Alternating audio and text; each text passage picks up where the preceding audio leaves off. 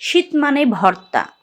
শীতের মধ্যে ধনেপাতার ভর্তা যে কি ভালো লাগে, গরম ধোয়া ওঠা ভাতের সাথে বলে বোঝানো যাবে না। এই ভর্তাটা আমার প্রায়ই বানাতে হয়, মেয়ের খুবই পছন্দ। যাই হোক, এটা কিভাবে বানাচ্ছি সেই রেসিপিটা আপনাদের সাথে শেয়ার করতেছি। হ্যালো এভরিওয়ান, আসসালামু আলাইকুম। আপনার সবাই কেমন আছেন? আশা করি সবাই অনেক অনেক ভালো আছেন। যাই হোক, আমি আল্লাহর রহমতে ভালো আছি।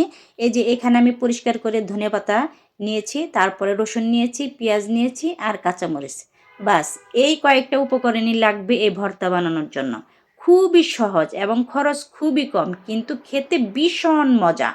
এই তো সবগুলো আমি এখন এই যে রসুন, পেঁয়াজ আর কাঁচামরিচ আগে সিদ্ধ করে নেব কিছুটা, তারপর এখানে ধনিয়া পাতা দিয়ে দেব আর হালকা একটু পানি দিয়ে দিলাম আর সাথে স্বাদ মতো লবণ।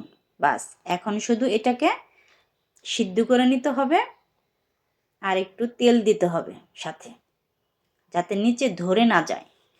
এই ভর্তাটা এত মজা বলে বোঝানো যাবে না। আমার মেয়ে তো শুধু প্রতিদিনই বলবে যে আম্মু ভর্তা করো, ভর্তা করো। এইসব ভর্তা আসলে শিলপাটায় করতে হয়, তা না হলে অত ভালো লাগে না। আমি তো সব সময় শিলপাটায় ভর্তাগুলো করি। এ তো একটু ভাজা ভাজা হয়ে গেলে নিচে যখন একটু ধরে ধরে আসবে তখন নামিয়ে ফেলতে হবে, যাতে পানি না থাকে।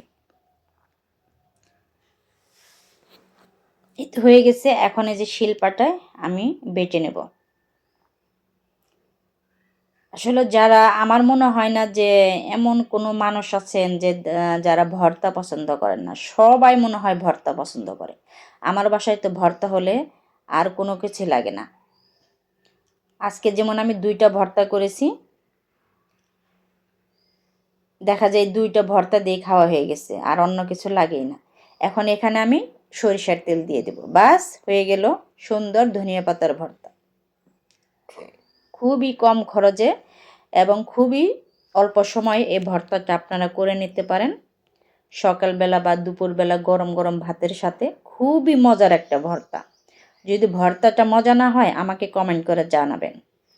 সত্যি অনেক মজা। আমি এই বছরই এই ভর্তাটা মানে অনেকবার খেলাম। দেখেন কি সুন্দর লুকটা হয়েছে, দেখতে পাচ্ছেন? এরকম ভর্তা হলে কি আর কোনো কিছুর দরকার হবে? আমার তো মনে হয় না।